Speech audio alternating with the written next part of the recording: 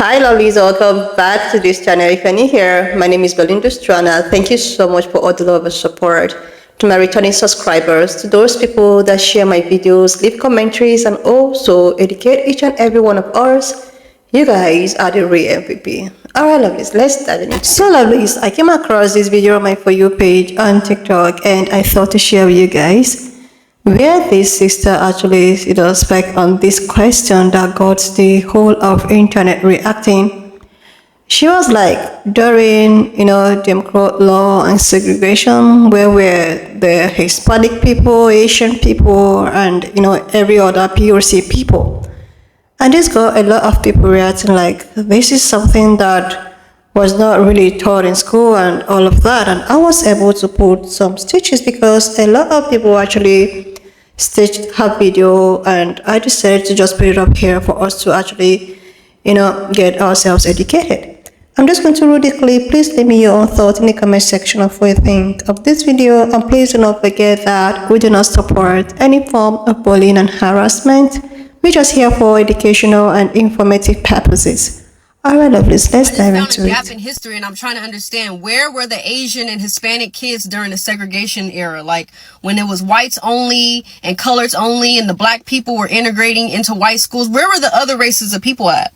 Because when you look at the history books, you only see black and white kids. Like you see an all black school and an all white school, and that's how they talk about it in the history books. Like this school's all white and this school's all black, and and I know they said colored, so you'd be like, oh, like everybody, but you never saw Asian kids at black schools. They weren't in the pictures.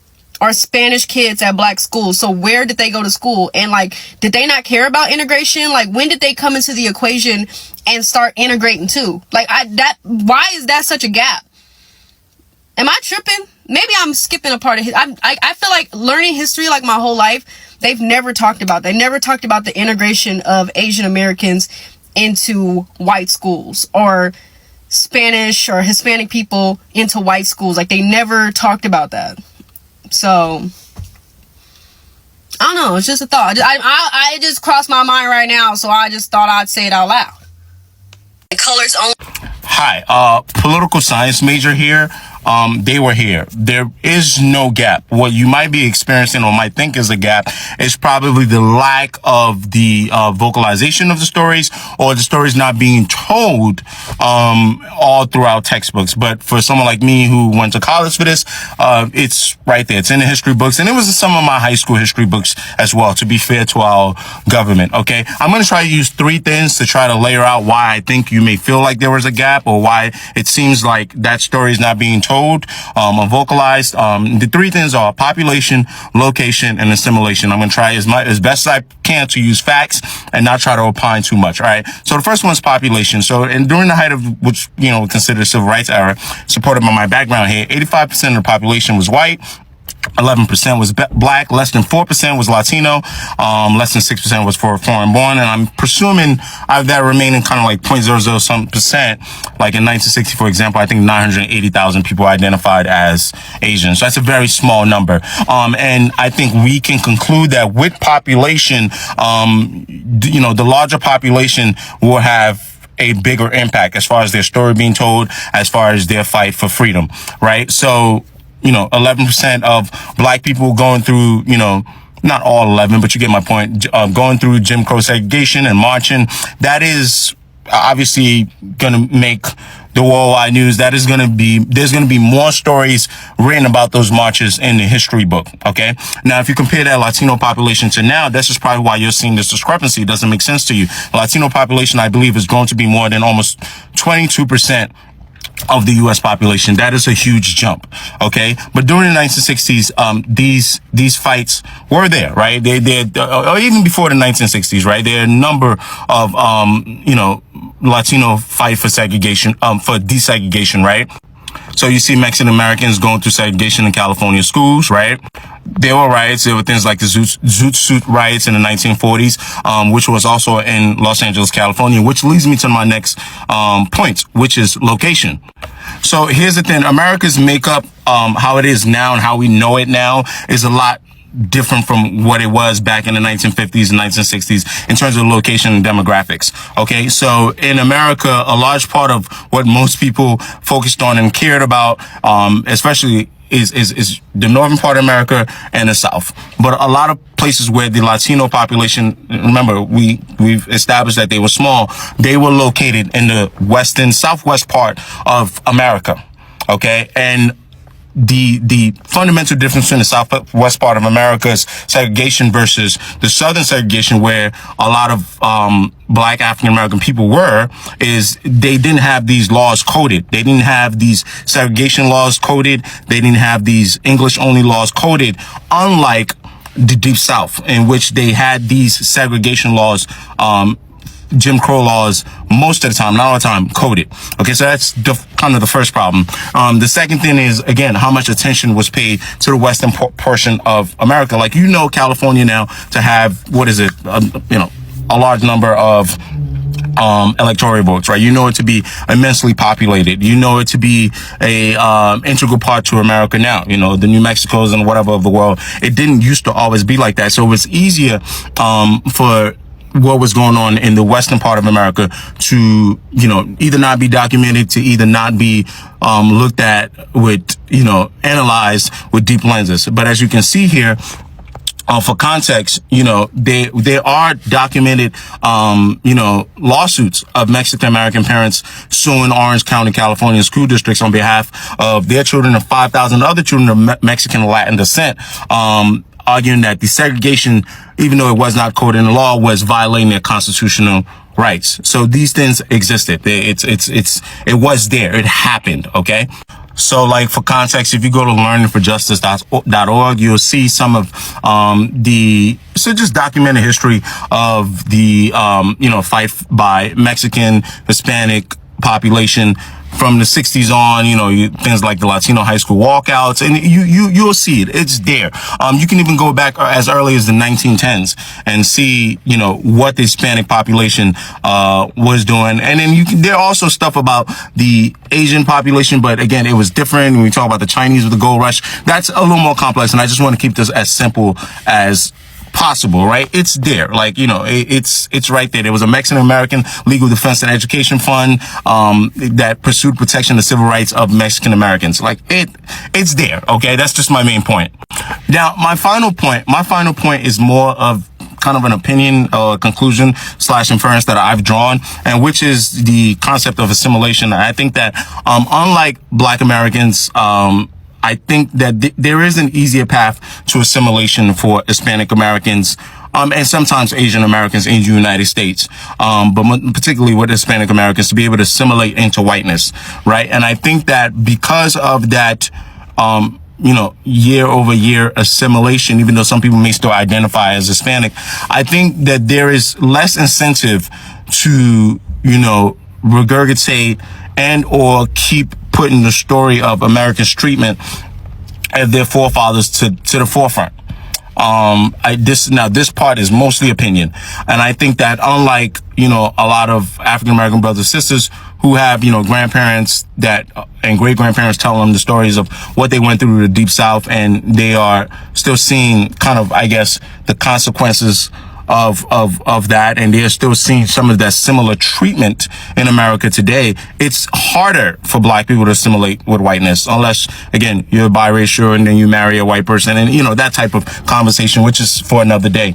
It's, I think, much easier for an Hispanic American who is not Afro, Latino, to assimilate. And the easier you can assimilate, the easier you are to probably forgive your government, to not, to let bygones be bygones. So I hope I explained this well. I do vividly remembering my high school history books having some of these stories.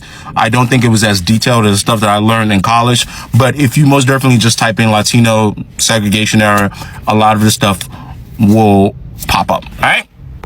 What's up, y'all? It's Mr. Ernest Cram III, your favorite Black history teacher, and I'm right outside of Mount Greenwood Cemetery in Chicago. First off, rest in peace to everybody that's buried here. But if you read my book, you understand that taking the bus when I was growing up from 1st through 8th grade from my neighborhood to Mount Greenwood Elementary, going down this street right here, let me know more than anything of how segregation works. See, this cemetery over here and the train tracks right behind me over there served as the de facto line of segregation between the black south side of Chicago and the white south side of Chicago. I'm gonna drop some stats below for you, but check this out. All you need to know is this: when most people think of the south side of Chicago, they think of black folks and they think of gang violence. But there are white communities on the south side of Chicago, Beverly for one, which is very diverse now, but the most segregated one is Mount Greenwood. How did it get that way? Redlining, racism. I live in the most segregated major city in America, and that is the city of Chicago, which comes in fourth on the most segregated cities listed in America, but it's behind places like Pine Bluff, Arkansas, Detroit, Michigan, and Albany, Georgia. When you look at the population data, it doesn't look that bad. 33% white, 28% black, 28% Hispanic. But segregation is based on where you live, so let's look at that on a map. Let's look at Chicago in the 1930s. All the red population here is white, and the blue population here is black, that were all concentrated into this area called the Black Belt when they were trying to flee the Jim Crow South. Let's contrast that to today. There is so much in this. All of the black population, for the most part, lives south and west. The Hispanic population here in green lives in these strips, and the white population continues to live mostly north and northwest. Lincoln Park used to have the biggest Puerto Rican population in America, but expanding DePaul University forced it out. The government used eminent domain. The government in UIC used eminent domain to force the largest Mexican population out of their neighborhood. Where these people are now forced to live does not have the economic opportunity of the city. And segregated cities have much higher crime. In California, until around 1900, Mexican Americans were largely unaffected by racial segregation because the court system ruled that people with Mexican ancestry were white.